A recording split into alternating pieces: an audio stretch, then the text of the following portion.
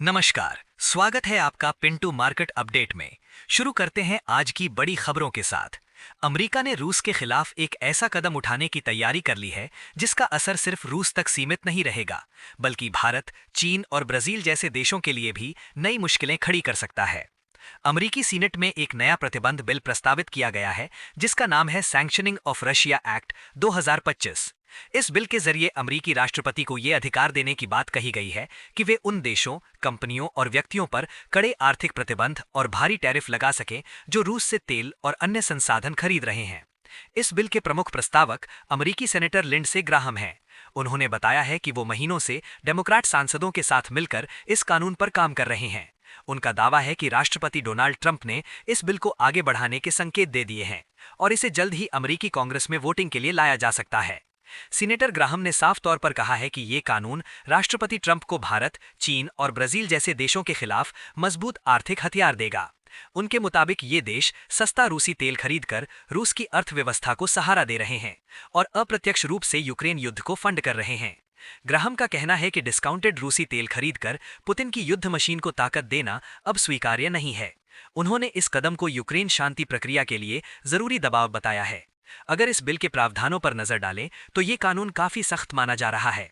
अमेरिकी कांग्रेस की वेबसाइट पर दी गई जानकारी के अनुसार रूस से अमेरिका आने वाले सामान पर आयात शुल्क को कम से कम 500% तक बढ़ाने का प्रस्ताव है। इसके अलावा रूस की ऊर्जा और वित्तीय नेटवर्क से जुड़ी संस्थाओं और व्यक्तियों पर सेकेंडरी सैंक्शंस और भारी जुर्माने लगाए जाने का भी प्रावधान है। इसका सीधा असर उन देशों पर पड़ सकता है जो रूस से तेल, गैस या पेट्रोलियम उत्पाद खरीदते हैं। ये पूरा घटनाक्रम ऐसे समय में सामने आ रहा है जब यूक्रेन युद्ध को लेकर कूटनीतिक बातचीत तेज है। हाल ही में यूक्रेन के राष्ट्रपति वोलोदिमिर ज़ेलेंस्की ने अमेरिकी प्रतिनिधिमंडल से मुलाकात की है, जहां युद्ध खत्म करने के विकल्पों पर चर्चा हुई है। इसी बीच डोनाल्ड ट्रंप के एक बयान ने भारत के लिए चिंता बढ़ा दी है। ट्रंप ने कहा है कि प्रधानमंत्री नरेंद्र मोदी अमेरिकी टैरिफ नीति से खुश नहीं हैं, खासकर रूसी तेल से जुड़े मामलों में। उन्होंने ये संकेत भी दिया है कि अगर अमेरिकी चिंताओं को दूर नहीं किया गया तो भारतीय उत्पादों पर टैरिफ और बढ़ाए जा सकते हैं। भारत के लिए ये स्थिति बेहद संवेदनशील है।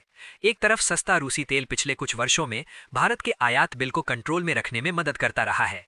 वहीं दूसरी तरफ अगर ये अमेरिकी कानून लागू होता है तो भारत और अमेरिका के व्यापार और रणनीतिक रिश्तों पर नया दबाव बन सकता है।